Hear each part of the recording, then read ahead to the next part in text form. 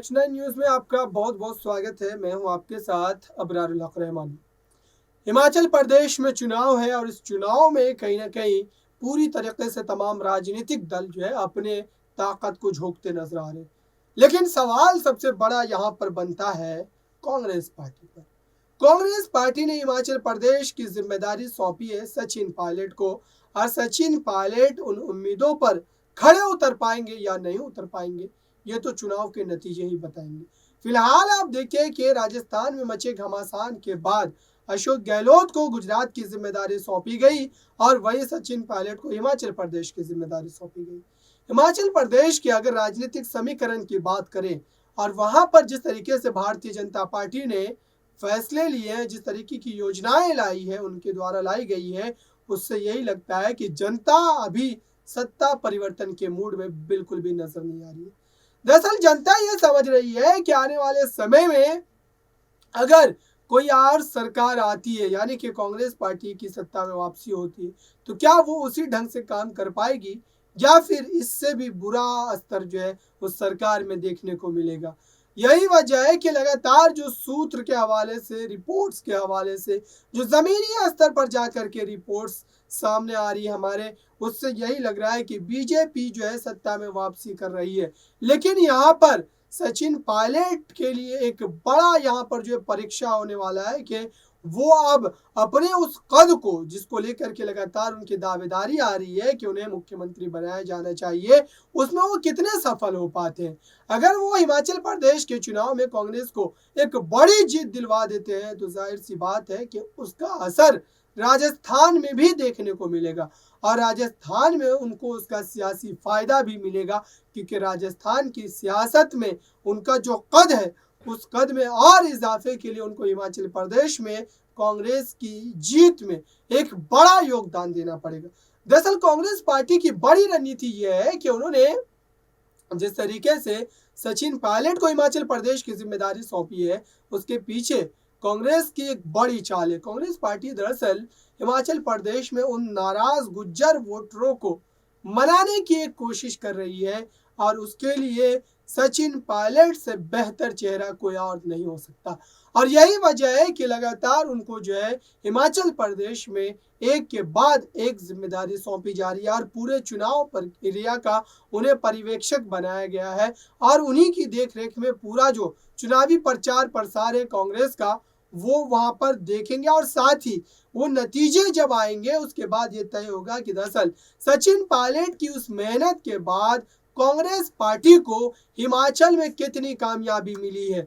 उससे पहले हमारी इस खास रिपोर्ट को आप देखिए और समझिए कि दरअसल आने वाले समय में सचिन पायलट को लेकर के जो तमाम कयासाराई की जा रही है उसमें कितना दम है। हिमाचल प्रदेश में सत्ता पर काबिज होने के सपने देख रही भाजपा के लिए 23 और कांग्रेस के लिए 14 बागी सिरदर्द बन गए।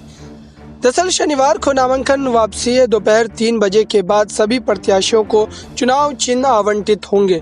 इसके बाद समझिए पूरे मामले को। हिमाचल प्रदेश में सत्ता पर काबिज होने के लिए अपने जो देख रही है तमाम पार्टियां अपने अपने हिसाब से काम करें, उनके लिए बड़ी जो एक तरीके से चुनौती है वो तमाम बागी विधायक है। शनिवार को नामांकन होना था और ये तमाम चीज़ें जो है शुक्रवार को देर रात तक दोनों राजनीतिक दलों के नेता असंतुष्टों को मनाने में जुटे रहे। यह दौर शनिवार सुबह तक चला। निर्दलीय ताल ठोकने वाली अधिकतर नेता चुनाव लड़ने पर अडिग है।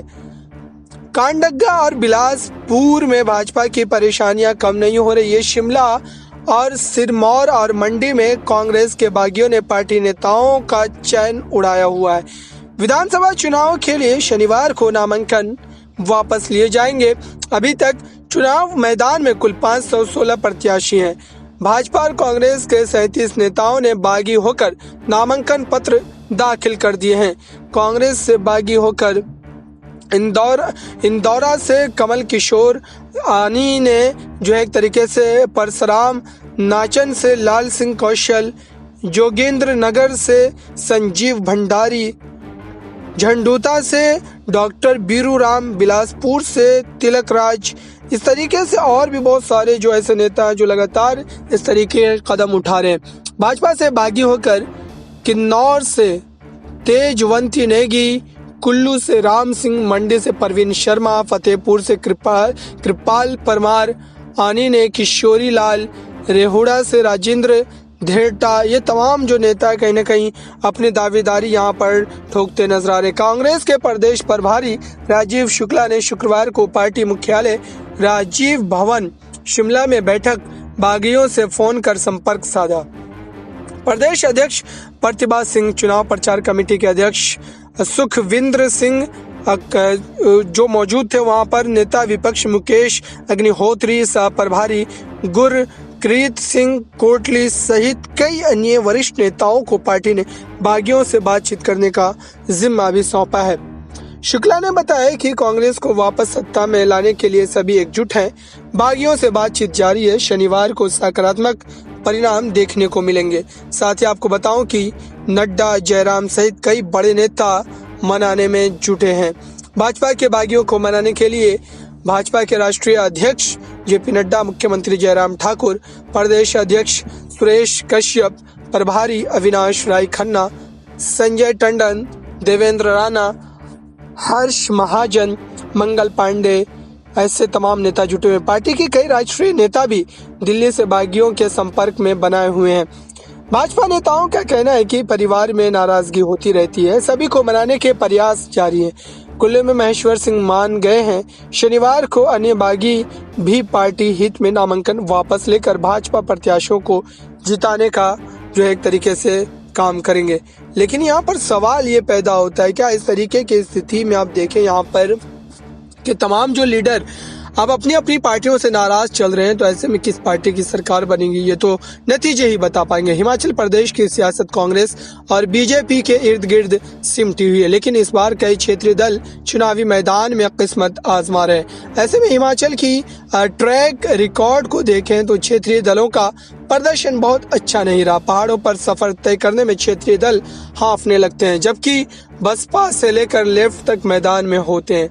आपको बताएं कि हिमाचल प्रदेश विधानसभा चुनाव का बिगुल बज गया है।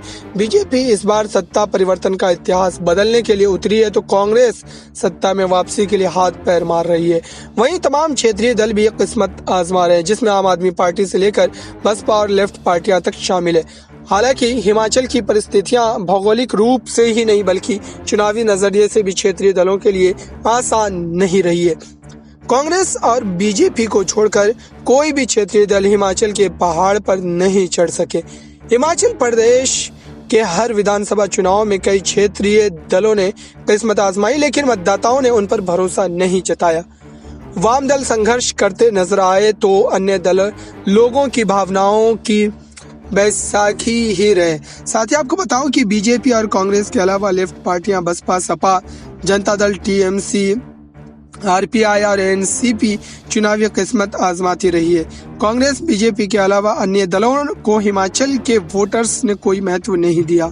आपको बताएं साथ ही यहाँ पर कि जिस तरीके की स्थिति बन रही है, ऐसा ना हो कि जो है हिमाचल प्रदेश में फिर से एक बार जो है वापसी बीजेपी की होती नजर आए। तो आपने हमारी इस खास रिपोर्ट को देखा है। इस रिपोर्ट को देखने के बाद आपको एक बात तो समझ में आ गई होगी कि दरअसल सचिन पायलट को लेकर के जो तमाम दावे किए जा रहे हैं, जो तमाम कयास आराई की जा रही है, वो कहीं ना कहीं सही साबित होगी, क्योंकि खुद उन्होंने सचिन पायलट ने जो है अब हिमाचल प्रदेश में जा करके पार्टी की कमान संभालने की जो पूरी तरीके से तैयारी कर ली है और उसके लिए रणनीतिबद्ध तरीके से तमाम योजनाओं पर काम करना भी शुरू कर दिया गया है। तो ऐसे में भारतीय जनता पार्टी को पछाड़ना कांग्रेस पार्टी और सचिन पायलट के लिए एक बड़ा टास्क तो है, लेकिन इस तरीके की जिम्मेदारियों में कहीं ना कहीं सचिन पायलट ने अपना लोहा मनवाया है और लगातार वो पार्टी के लिए काम करते नजर आए। फिलहाल इस खास रिपोर्ट में इतना ही। देखते रहिए ताज़ा तरीन खबरों के लिए नेक्स्ट 9 न्यूज़ को। धन्यवाद।